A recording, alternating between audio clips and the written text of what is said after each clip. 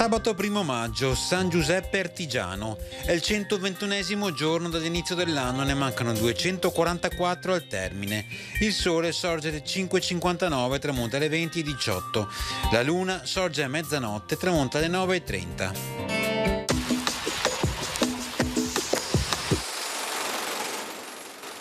Sale al dogado Pietro Tribuno, figlio di Domenico Tribuno e di Agnella, nipote del doge Pietro Tradonico.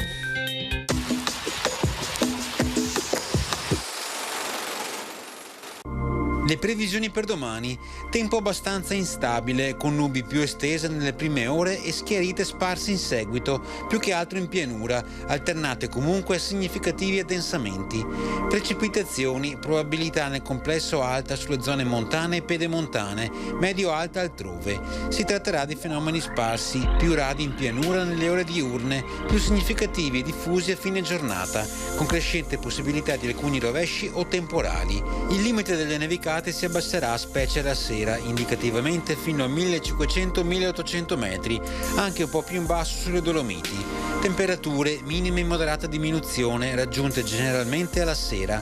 Le massime a nord-est caleranno un po', altrove saranno stazionarie o in leggero aumento.